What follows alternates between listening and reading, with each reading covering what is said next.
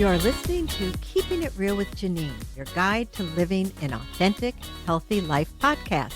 I'm Janine Strong, and every 2 weeks I endeavor to have an inspiring conversation with an ordinary person leading an extraordinary life. And I think my conversation today with Pamela Cucinell will be fun and enlightening. Pamela Cucinell bought her first deck of tarot cards when she was 14. The checkout girl asked her if she could read them, and she answered yes, even though she had never held a deck in this lifetime. And it wasn't until her Saturn return that she understood that they were a part of her destiny. And I'll let her explain what a Saturn return is. The tarot helped her learn to meditate, heal from a divorce, and find her way to wholeness. Pamela is an artist, writer, and a consulting astrologer. She offers reliable, relevant spiritual insight with a practical twist to her clients. Hi, Pamela. How are you? I'm very good, Janine. How are you? I'm good, thank you. Now, we probably just talked, for a half hour. And Okay. how many times did I say, oh, we should be recording that? So I lost count. I know. So I'm excited because I really enjoyed our chat, and I know that you have a lot to offer. I like to start with a person's story. How did you become interested in tarot and astrology, and what a little bit about your background, and then we can get into what is astrology and tarot and how they can help people. So go ahead. All right, let's see. Well, I hadn't thought in a long time about that first purchase of tarot cards when I was a kid, but I really have no memory of how or why I was interested in it. I think I probably just saw them at the store and I wanted to have them because I didn't come from the kind of background where I would have any exposure to such things. My parents were wonderful people, very conservative, very devout Catholics. Mm-hmm. And my mother believed in education ferociously.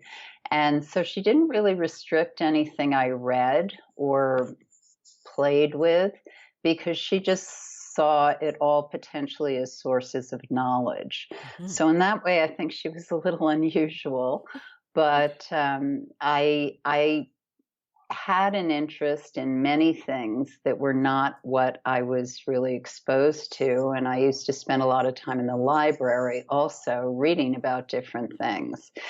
But I didn't really own or become very committed to the metaphysical arts until my first marriage was dissolving. And at that point in time, I had no means to really cope. I just saw everything as being a failure, a disaster. My heart was broken.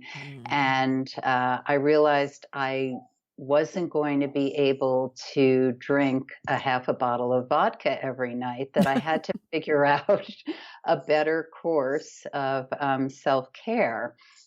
So I was, oddly enough, involved with yoga. Even as a young person, I taught myself yoga from a book. Mm-hmm.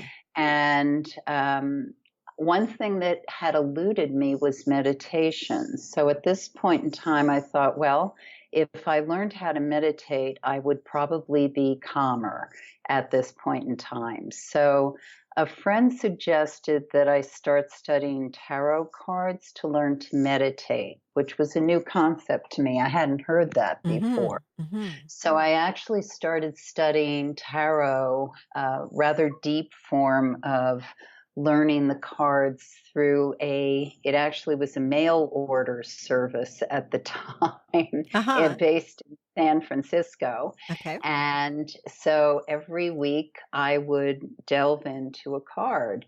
And it's a tremendous method to really gain a lot of knowledge about the self and the psyche, because the cards are all major arcana cards, are all symbols of different pieces of the human psyche, which we all share.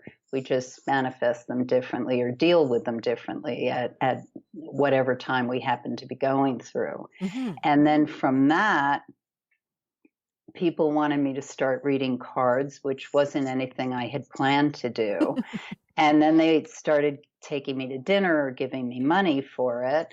And I thought, why does this work? This makes no sense to me, because I'm an Aquarius. We're very logically minded. Mm-hmm. And I also have a lot of strong Scorpio in my horoscope, which makes me skeptical. Mm-hmm. So the combination was, I don't know how this is working. And I thought, well, maybe I should study astrology, because that's hard. That's got math in it, and it involves science. Mm-hmm. So living in New York City at the time, I was able to study very deeply with wonderful astrologers who open their homes once a week, and you can study with terrific people. Nowadays, of course, you can learn a lot about astrology on the internet. There's some very good websites to learn about astrology. There's also ones that are basically just for entertainment. But at the time, I was going through very rigorous study with it, because I'm pretty much both Aquarius and Scorpio are considered fixed signs. They're the signs that sustain the seasons, the middle of the season. So they're known for their stick-to-itiveness and their tenacity. So when I want to study something or learn something, I kind of do deep dive in it.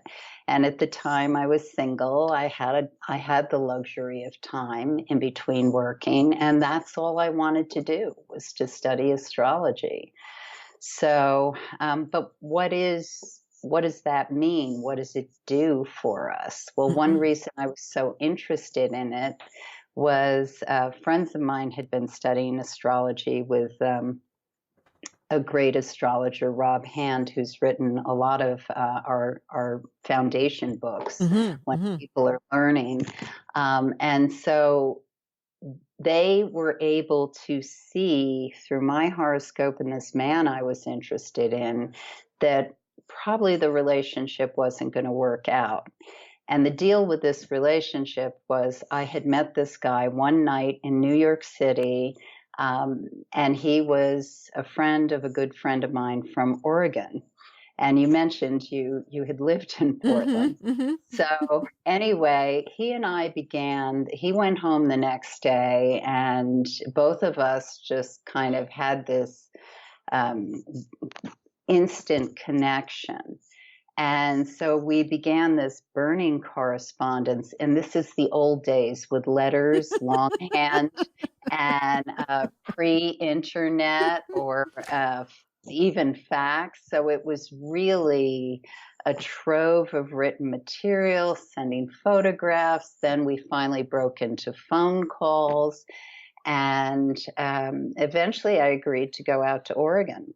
Uh-huh. And so my friends who had looked at the chart said, well, you should go. This looks like an experience you really want to have. And I was just head over heels, and I thought, great, I'm going. Not that anyone could have told me anything anyway. Of course. I was young, and it was very exciting.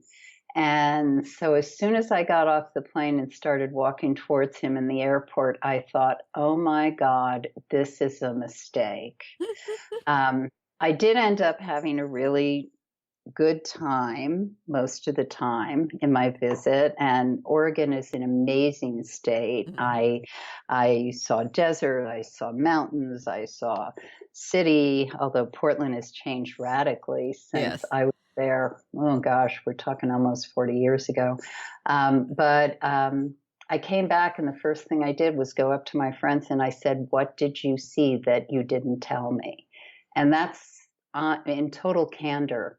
That's what began my rabid study, because I was determined to never let that happen to me again, that I would know the whatever it was that they had seen that I had not, I was just starry-eyed. I couldn't see until I was actually got to spend more time with him.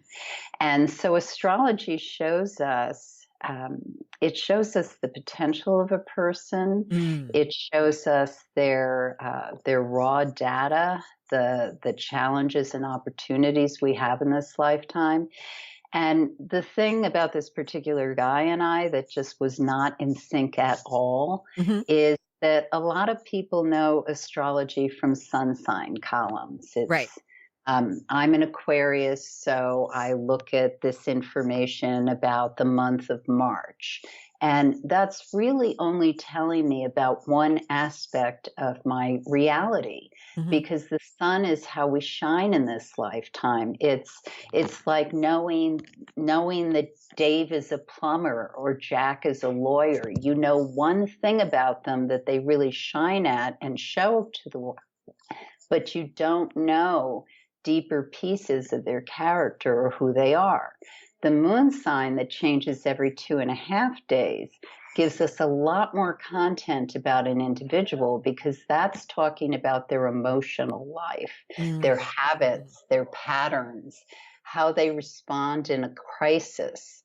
And so this particular man in my moon signs didn't jive well. And the Hmm. moon sign is what tells us how you want to live with a person, how you want to do a vacation, where you want to go to dinner, because that's kind of what makes us feel comfortable.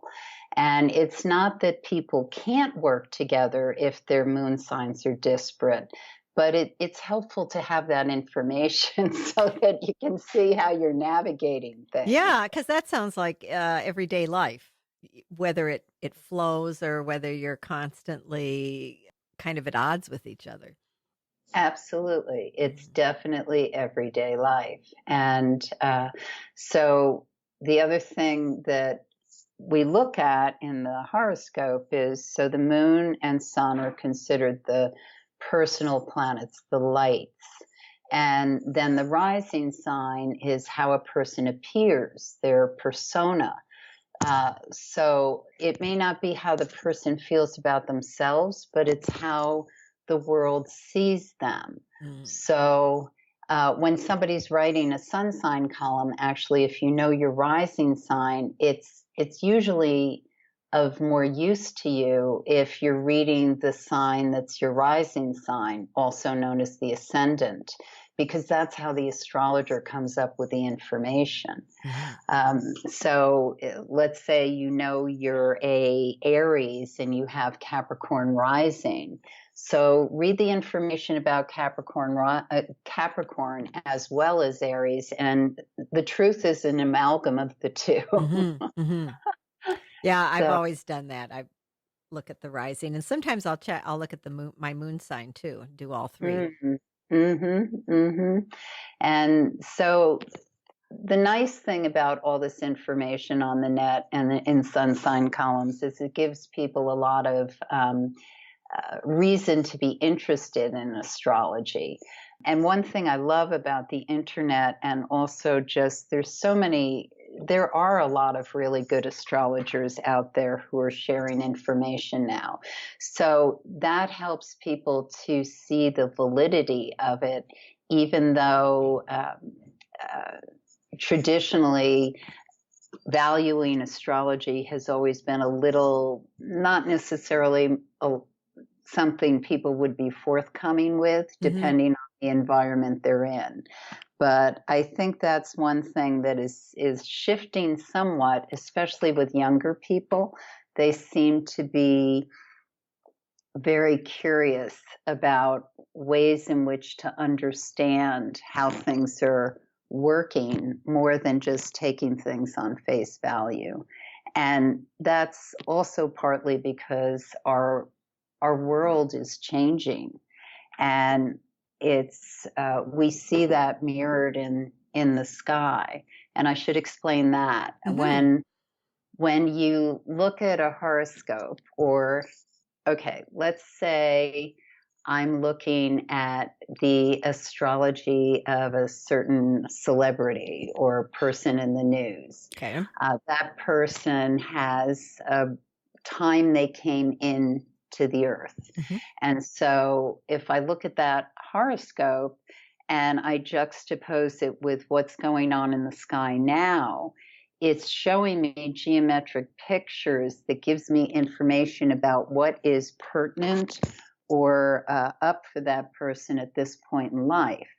And so if I can do that with a celebrity, of course I can do that with clients. That is a more intimate conversation, and I have verifiable birth data for them, because celebrities, sometimes it's a little up in the air. You're not necessarily sure the time they were born. And Mm-hmm. all these things have an effect on that unique point of entry when the soul came in and what they're here to do. Mm-hmm. So, um, So so you're when, talking about where the planets are now and mhm, how they're aspecting or influencing your chart at the time of your birth. right, and different astrologers have different language we use, because we actually have different perceptions about why astrology works. Ah, okay. And some people might say, yes, the planets themselves are having some direct influence or magnetic pull on an individual. I don't know that that's true. What I Mhm. do understand through my studies with astrology, because I studied for a while at the Carl Jung Center and actually personally went through Jungian analysis.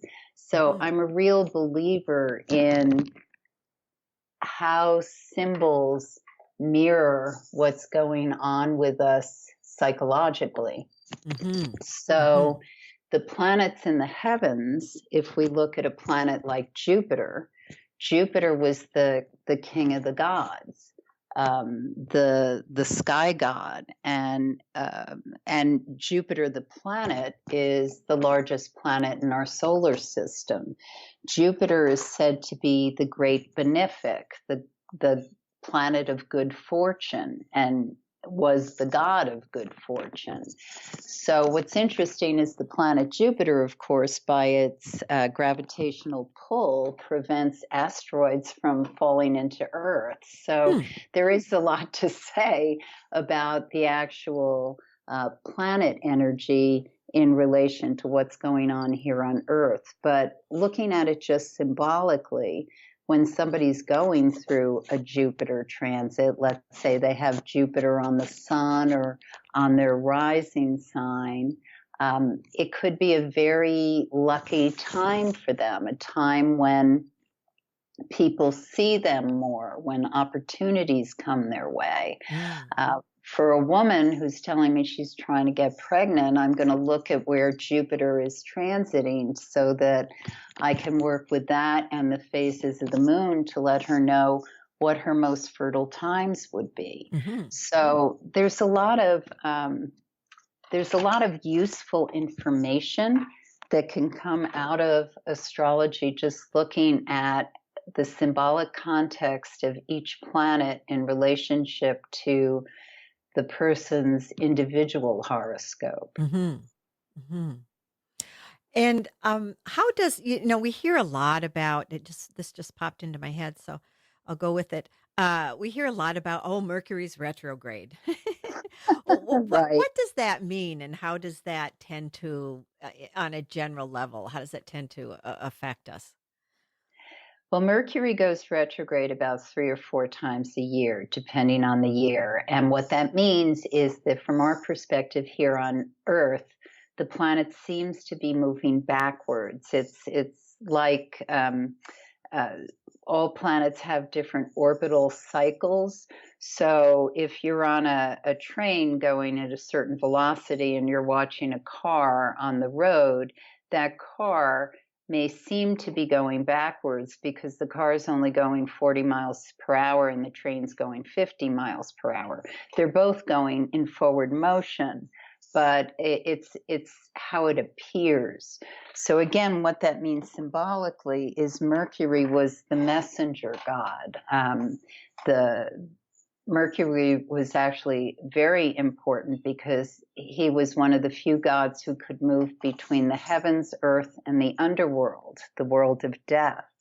So when Mercury's retrograde, we don't operate on the same forward channels that our 24/7 high-tech world is used to operating on. We're actually working more in channels of communication that have more to do with depth and plumbing the unconscious and reflection, intuition, meditation. So when it's retrograde, it's not bad. There's never bad periods. They tend to be, well, I shouldn't say that really, but the retrograde in itself is neutral. It's more a matter of how the individual is working with it or align or making compensation for it. So if we're trying to schedule 6 connections on a day when Mercury's retrograde and we're making all these different connections with mass transits or with planes or with scheduling, the odds are that something is not going to work because the energy is more about look under the surface, look deeper. So that 10 o'clock meeting may run over because somebody was late, and then you got into a very pivotal conversation that was necessary for whatever's happening next. We also say you don't want to sign contracts when Mercury's retrograde because there's some information that has not come to the surface, that hasn't been totally vetted or worked through. So different planets, for instance, Venus will be retrograde in 2020. She doesn't go retrograde every year. But when she's retrograde, Venus is the planet that has to do with value, love, and money. So when Venus is retrograde, it's not recommended to invest in a high-priced object or to do a makeover or to do something that's got to do with long-range investment plans, because the planet that has to do with how we value something is going deeper. So we need to go into that depth to understand, once she's direct, what we were learning from that.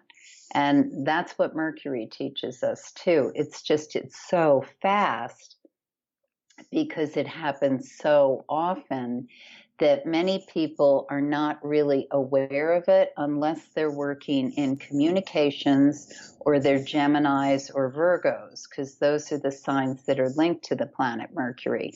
The rest of us may feel it when, for instance, we're coming out of a Mercury retrograde, where the retrograde, depending on the sign it's going through, is directly affecting some of our personal planets.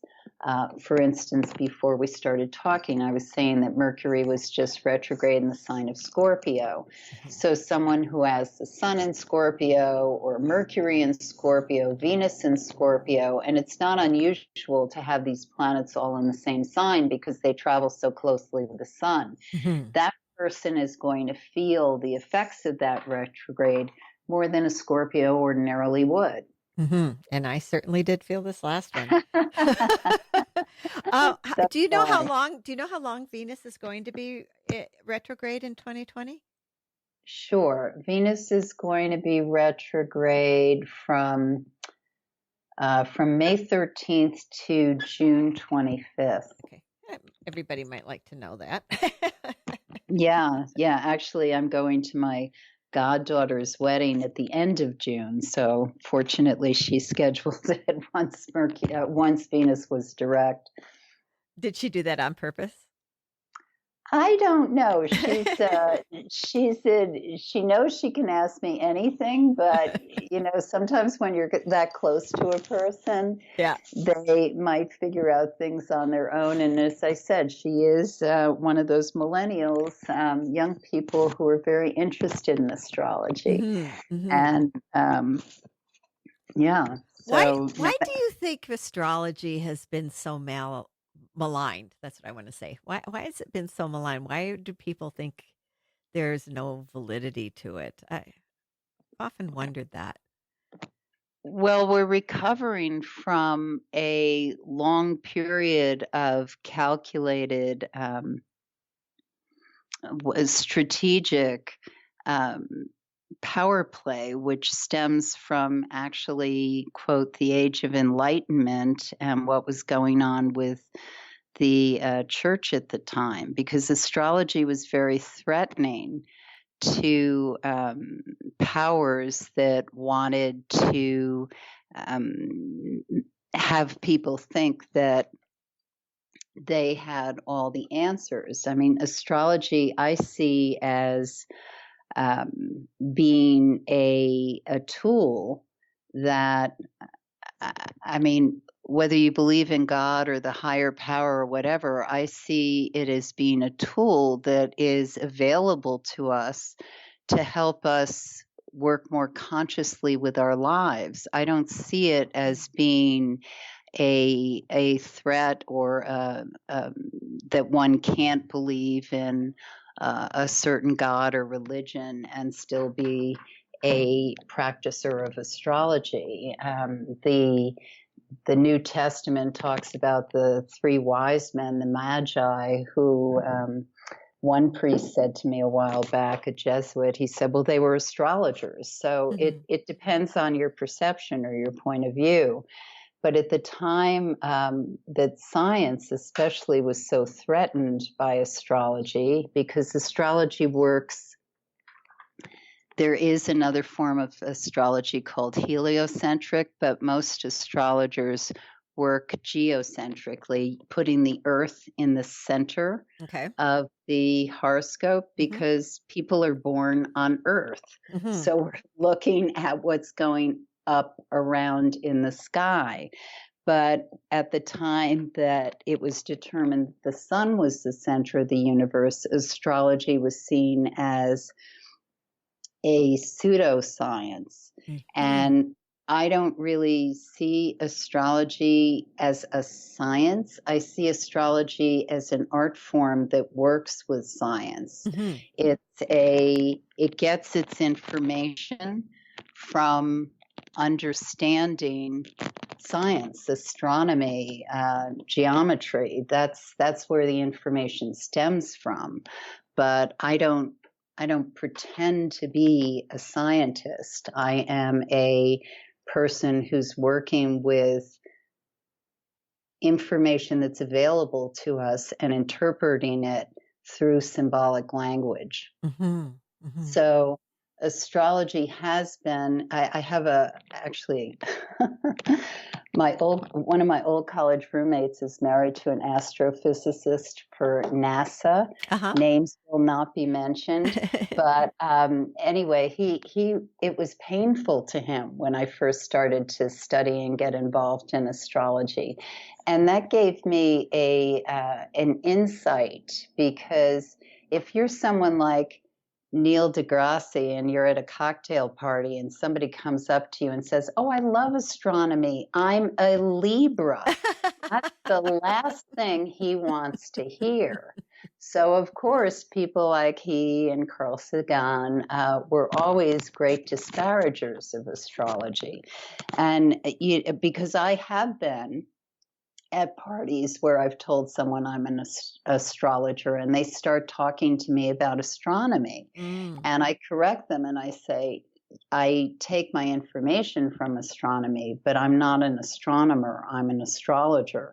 And my perception is that people who want me to be an astronomer, when we're having those conversations, suddenly don't know what to say to me because they really aren't interested in astrology. So the same thing may happen to Neil deGrasse, only he doesn't appreciate it. So that's partly why I think it is. And I think that the internet, with more and more cogent information getting out there that people can read about where astrology comes from and why we work with it thousands of years after it was first developed and discovered, is because it works. It absolutely works. And people can disparage it, but it's working whether they're disparaging it or not. That's true. That's true. Cool. That's great. Thank you. That was very cogent. Let's talk about, okay, you and I had talked a little bit about the influence of outer planets in the coming years, how they're going to influence us on a personal level, on a community level, on a planetary level. So the reason we're focusing on the outer planets is because the inner planets, the ones that are closer to the Earth, are moving a lot faster. So the outer planets, I'm not sure you can probably say this better than I, have a more wide-ranging influence or a longer influence. Yeah, we actually refer to them as generational planets. And here's one way I talk to people about it. Jupiter and Saturn, Jupiter's orbit is 12 years. Saturn's orbit is about 28 to 29 years. But Jupiter is really easy to kind of explain to a grammar school teacher, because if you have a third grade class, most of that third grade class is going to have kids whose Jupiter is in, let's say, Gemini. And then the following year, most of the kids who come into the class, they're going to have Jupiter in Cancer. So you can be teaching third grade for 20 years, and you'll see that each class comes in and you have to tweak things a little differently, because Jupiter's also, it tells us about how we learn. Jupiter was the god of good fortune, but also knowledge, wisdom. So Jupiter will indicate like how we learn. So certain classes, the kids are going to learn more from hands-on touching things. Other classes, they're like razor sharp and racing away from concept to concept. And it just totally depends on the sign a person's Jupiter is in, how they read, how they gather information. Saturn, a little farther out, 28 to 29 years, that I mentioned in my intro about my Saturn return. That's when somebody's 28, 29 years old, and we step into our full expression of adulthood. You can certainly feel like you're an adult at 24, 25, and maybe depending on what's been going on in your life, you've had to take on a lot. But at that point in time, 28 to 29 years old, we step into some manifestation that's about how we want to express full adulthood. And so we get married, we get divorced, we have a baby, we go back to school, we move, we buy a house, we do something concrete that's some sort of expression about what we're doing going forward. So most people, when I talk about the first Saturn return, have a very concrete memory of something that happened at that point in time.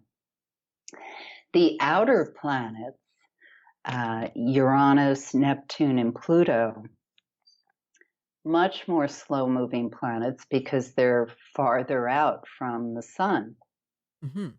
So one of the planets that, actually the three of them are having a big effect on what's been going on in the world over, quite some period of time.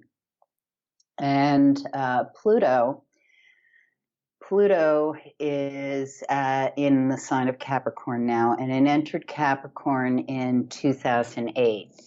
Now, the sign that Pluto is in will orchestrate irrevocable transformation in the areas of life symbolized by that sign. Capricorn is about institutions, financial, educational, religious. It's also about the status quo, the power structures. And in 2008, of course, there was the huge stock market dive. And at this point in time, Pluto is in later degrees Capricorn. So we're in kind of the last phases of the cycle. But what's so pivotal for a country like the United States at this point in time is that it will undergo its first Pluto return. Now, I've talked a little about the Saturn return, Saturn indicating structures and limits. Nothing limits us as much as fears, how we discipline ourselves. Pluto represents power, mergers, as I said, irrevocable transformation, birth, death. And so when a country has a Pluto return, as the United States will in 2022, there's usually an upheaval that occurs in reevaluation in the way they do government. So astrologers have been looking at this for a long time because we've seen this coming.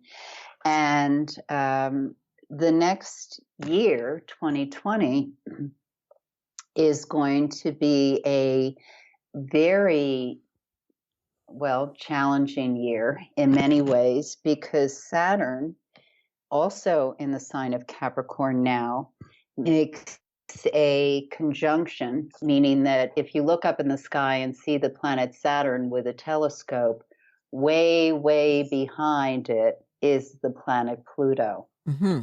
So that we call a conjunction.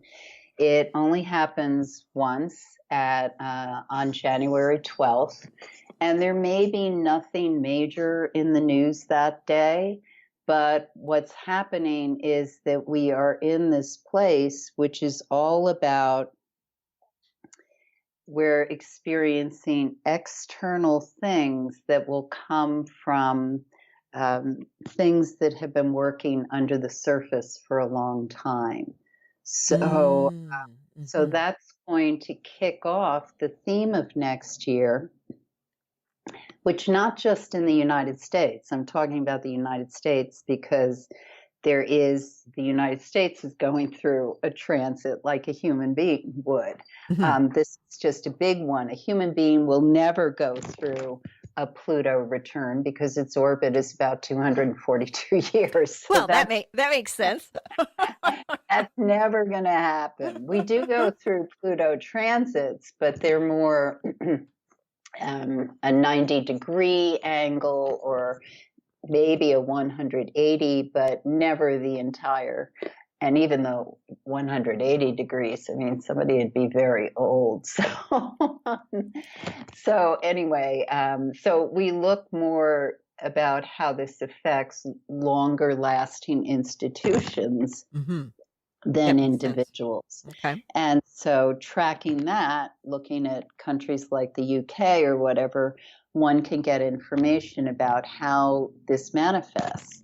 And so for individuals, for all of us as we go into 2020, it's going to look a lot like if there's been something kind of brewing for a long time in your unconscious, if there's been something that you've been wanting to do or has been bothering you, or patterns of behavior that may get in your way from doing what you really want to achieve in life, you may feel this transit, this movement, very personally, because it offers an opportunity for us to bring things to the surface that usually are tamped down or not really brought up for whatever reason.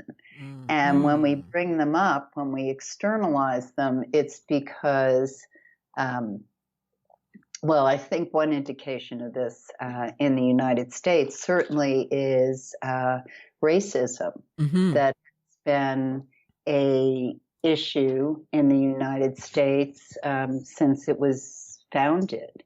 And when people say, why is everything coming up now? Why is it all so fraught at this point in time? Part of the reason is it's reckoning. It's time to bring things to the surface to determine what kind of country the United States wants to be. That makes sense. So, And yeah. is this having to do with Pluto now? Still, Yes. are we still talking? Okay, we're still talking about We're Pluto. still talking about Pluto, although good indication. Also, Neptune, another outer planet, is in the sign of Pisces. And it's kind of almost in mid-run at this point. It's 30 degrees per sign because there's 12 signs in a 360-degree wheel. But Neptune in Pisces is really speaking a lot about how Pisces is the last sign of the zodiac. We look at it as being the sign that has to do with, in its highest manifestation, universal love, how we're all connected in the big universal unconscious. Every human being, whether we want to admit it or not, does have a connective resonance. But on its lowest manifestation, it's a sense of feeling victimized, of feeling like one has to sacrifice in some way. So I think it's also, and Neptune, each planet symbolizes a whole lot of things. And one of the things Neptune symbolizes is slavery. So I think with Neptune moving through the sign of Pisces, which is a sign that the planet is related to, it's really asking us, not just the United States, but the world, to look at why slavery seems to be integral to so many economies. And slavery is, of course, subtle. There are all different forms of what that may look like. So we're in a period of time where there's a lot of knowledge coming out about people who are disenfranchised or not able to speak up for themselves, women, children, people who don't have the rights that people enjoy in other countries. And so and even within the United States, again, to talk about that, the forms of slavery that still go on today. Right. That where people are brought in and, oh, is that time? Oh no, that's, sorry, sorry, that's somebody breaking through to me. The point about the Neptune in Pisces, which I actually just started to think about this morning, is we are, as a world, experiencing profound grief. Many people are grieving because the planet is not the natural environment they used to know. They're grieving because they don't see economic structures leading their children or grandchildren to the same places they were led. They're grieving because their idealization of what they thought the world could be just seems to be so impossible to achieve. Interesting. So there's many different kinds of grief that people are experiencing. And I think that the more that we acknowledge that, yes, this is a time of irrevocable change, then we're able to move on and recreate. Because what happens when somebody goes through a grief process? A person has to be allowed to go through, well, they aren't always, but ideally a person is allowed to go through the intense mourning and emotional upheaval that grief takes them. And then they finally get to a place where they're accepting that the world is not what it used to be for them, because a person isn't in it anymore, or a job isn't in it anymore. And this could be an individual who's going through a Pluto transit themselves. Mm-hmm. But we as a world are going through Pluto and Neptune transits, which have so much to do about recreating reality. And what do we want that reality to look like? And when we're in profound grief, we don't even necessarily know, because we're not even sure what we have to work with as we go forward. So I think that what's helpful for people at this point in time is to embrace and understand that the world as we know it is shifting, and yet we get to be the architects of what the world looks like next. And if we just shirk off responsibility, or don't want to pay attention to it, or self-medicate to points of blindness, mm-hmm. that we are not being instruments of the new world, the new changes. And I still am optimistic about the future, because I know that it's not going to be what it was, but I also know that everything it wasn't something we wanted it to be anyway. Right. There were a lot of flaws and faults mm-hmm. with mm-hmm. how the world has built itself up and structured itself. So as economy starts to shift and change, the industries that are going to be successful are going to be industries that work more collaboratively, because that's where we're headed. Okay. Where, as I look, even beyond 20, because the thing about astrology is you can just lay these maps over like 10 years from now, 20 years from now, and really vision what the potential is. But so much has to do with decisions people make today. Right. Right.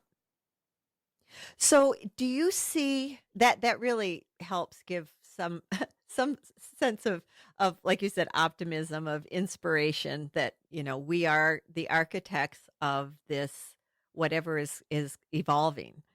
Are there any transits coming up that are going to help support everyone in creating this new, I don't even know what to call it, but this new way of being, or well, in total honesty, the best way to utilize the energy in the next year is to co-create. Okay. So Jupiter right now is in the sign of Sagittarius. It's moving into the sign of Capricorn.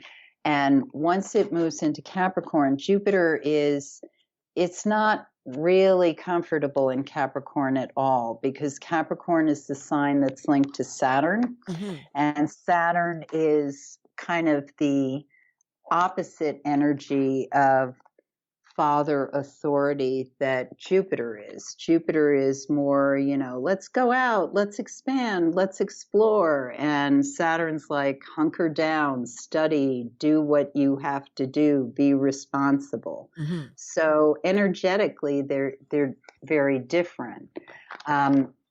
So when Jupiter's in Capricorn, it's almost like the planet that has its wings totally spread right now comes to Earth. And that'll happen in early December. And so when that happens, we'll probably notice it economically, where it doesn't mean things are going to be dire, but it just means that a lot of speculation or no holds barred that has continued in spite of signals to the contrary is probably going to start to tailor back. Oh, you're breaking up. Okay. So when Jupiter's in Capricorn, we're going to see whatever speculative things are still out there, or like chance investing, tailor back. And what it doesn't mean that people aren't going to be taking risks, but the risks are going to be a lot more calculated, and they're going to be a lot more about show me the results, show me the tangible from where I'm going to be putting my money. So people are going to be more invested in things that have better track records towards them. And so one of the things yes, certainly companies that typically have done well, but also anything that has to do with what's really going to work for creating something that has a better structural foundation. So there is going to be more of a thrust into how we create energy or things that have more to do with long-term survival than fast turnaround gain. So that sounds good. Yeah. So things like people who don't take climate change seriously, the reality of the benefits of long-term investment in solar or wind or other forms, it's just going to be obvious that it's more of the productivity that brings longer term wealth. And so that's going to reflect on anything. So for anybody who's involved with some sort of creative enterprise, 2020 is a great year to really dive into it, to invest in things that you see as being long-term value. It's not a flash in the pan period of time at all. It's more, where are you truly investing your energy? So I think that, for people who've been maybe wondering where to land or what's worth putting their time into, 2020 is going to really be urging them to put their time into what they value most. So that's going to be things like family, real estate, my creative project, what I care most about. What if this were the period that I can make or break something?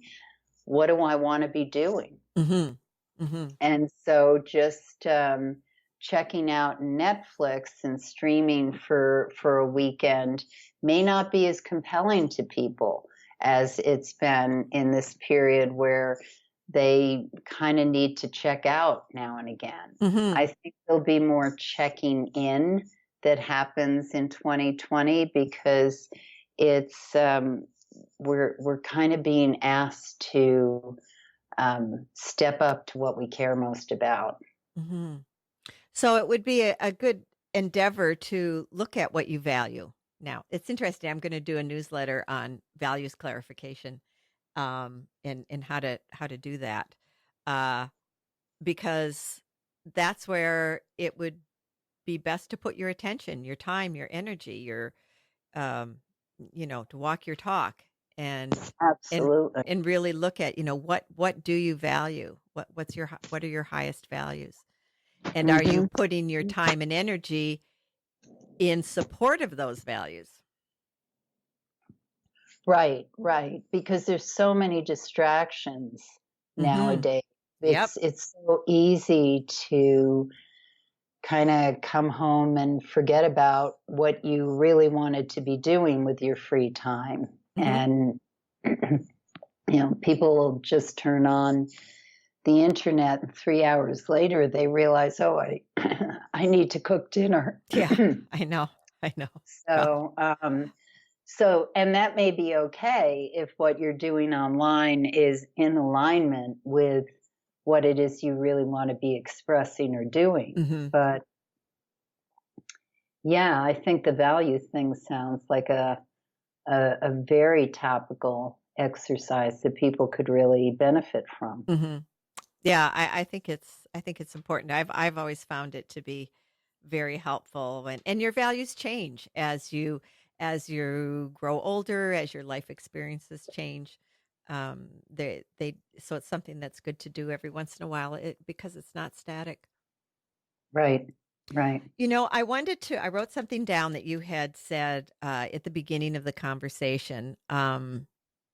And I just before we finish, this has been really, I think it's been really good to give people I find that when I have an understanding of kind of why things are happening, what's going on, it makes it easier for me to settle into it, and I don't know, somehow it makes it less stressful. It's like, there's a reason for why events are taking place, and for some reason, to me, it makes it easier to feel like you can do something, you can make a contribution.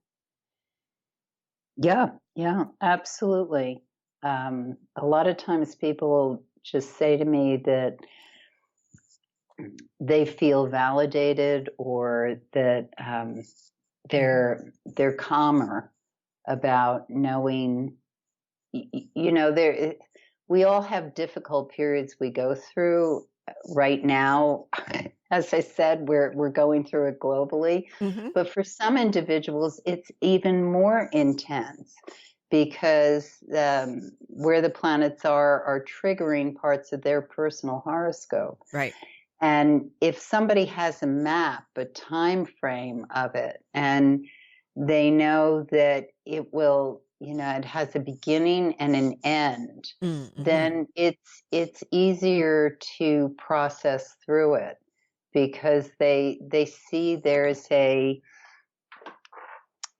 I mean, I believe that we come into this lifetime with a sense of we are all part of this experience that's occurring on the planet at this point in time. So the more reminders we have of the validity of that, the more that it can be empowering, but it also can help us relax at certain points Mhm. when we realize we cannot push the rock up the hill. Mhm. It's just not the time that we're supposed to be pushing the rock up the hill. Mhm. If we wait until 6 months or whatever, the rock may just go up the hill because we have help. Right. But so it's good to know that sense of how things are flowing or not flowing, or what the universal intelligence has, because it's an absolutely beautiful design. The Mhm. design of the planets and the solar system, and how we as human beings all seem to operate and work with one another. But sometimes we don't because we're basically fighting ourselves. Mhm. and and that's what I would love to see. I don't know if I'll see it in my lifetime, but the future where people work more collaboratively instead of against one another because of sense of lack or whatever their unawareness is of the bigger reality. Mm-hmm. Mm-hmm. I would agree. I would agree. Oh, okay. So this is great because I think that's a really good wrap up. But just, I wanted to ask you, you said you use the tarot cards as a meditation tool, the major arcana. And I was wondering, could you, I just have a feeling there might be some people who would like to do that. Can you just give a little explanation of how you would go about doing that? Wow. Okay. Or is it too big of a topic? Well, it's kind of a big topic, but just for anyone who's familiar with tarot, or even if you're not, but you have a deck, Mhm. um, the way I did it was I took from the Fool, which is the first card, 0, and went through the world. And each card I would meditate and work with for a 3-day period. And it's very deep work, and most of us don't have time to do it. As I said, at the time I was single, I had time and Mhm. space. But even just um, as a meditation catalyst. Let's say I'm going through a period where I feel as though something is so hard. I just don't know how I can possibly make the certain situation turn around. Okay. I would pull out the card Strength, because Strength is a card that is often depicted as a woman who is basically stroking a lion, Mhm. and she's very calm and peaceful, and the lion seems very at peace in her company.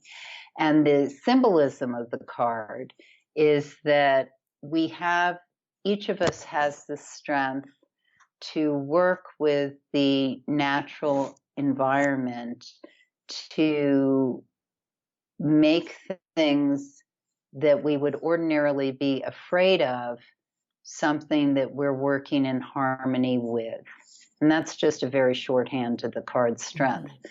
But if I'm overwhelmed with a certain problem or situation and feel like there's no way I can get through this bureaucratic whatever, that card has always, for me, been a very strong card because, and we all have different cards that we're going to gravitate to for different reasons. In my case, there's 4 elements in astrology: earth, air, fire, and water. I have no earth.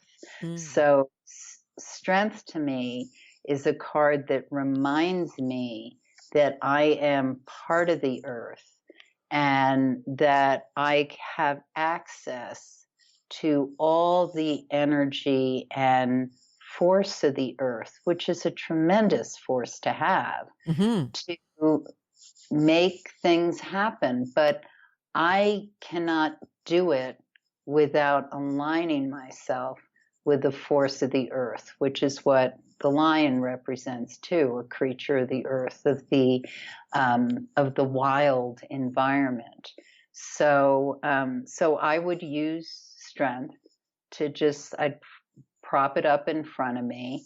I'd look at the card in the same way some people meditate, looking at a candle or looking at a body of water or a Mhm. crystal, Mhm. and just use the card as a place where I'm going and clear my mind of all thoughts. When you do that, regardless of the card, maybe you want to work with a hermit because you don't have enough alone time. Maybe you want to work with the lovers because you're trying to make a decision and you just don't know the right way. Mhm. Whichever card it is, if you allow yourself some meditative time with it, the answer comes. Mhm. Great. Great. Because I think that's a lot of people have decks that they don't really use them. And I think that would, so pull out the major arcanas and, yeah, use it as a meditative tool or a tool to help trigger your subconscious, your source, knowledge, energy to help bring you the answers that you need. Right. And maybe, to your point, they have cards and they don't use them. Maybe just pull the deck out and look at cards and see which one is calling to you, and use that as the tool, because your subconscious knows. Your subconscious has all the answers. It's just we cloud it all the time with what we think we should do, or logic, or processing, and conditioning. And so, yeah, exactly. And so we lose our way. And I think that's one reason the cards have, and they're so intriguing. I mean, you're right. Cards are a whole other conversation. Right. But it's because they speak to a part of us that's nonverbal. And that can have us know what the right direction is before we've intellectualized it. Yes, interesting. Well, Pamela, how can people, if somebody is interested, they'd like to have an astrology reading or a tarot reading or both, or some help from you, how can they get a hold of you? My website is insightoasis.com. And if you go to the website, you can sign up for the newsletter. You can contact me via the website. That's probably the easiest way. Okay, great. And I'll have a link on the podcast webpage too, so people can just click on it if they like. Thank you. Well, this has been wonderful. Thank you. I've really enjoyed it, and I think there's a lot of good information for people here too. So thank you so much for the work you do. Thank you, Janine. Okay, take care, Pamela. You too. Thank you for listening, and thank you so much, Pamela Cucinell, for your work and sharing your insightful wisdom and knowledge with us. I really appreciate it. The podcast website is realjanine.com. You can download or listen to the episodes from there, and you can sign up for the podcast biweekly newsletter where you can keep up on new episodes. There'll be archived episodes, life updates, and always a healthy recipe. And remember, Janine is Janeean. If you'd like to subscribe to Keeping It Real with Janine so you don't miss an episode, go to iTunes or your favorite podcast provider, and you can subscribe from there. Check out the podcast YouTube channel with video slideshows of my conversations for people who prefer using YouTube. Do you know someone who would benefit from my conversation with Pamela? Oh, of course you do. Anyone can benefit. So please share the love. I really appreciate it. Thanks for listening. Take care and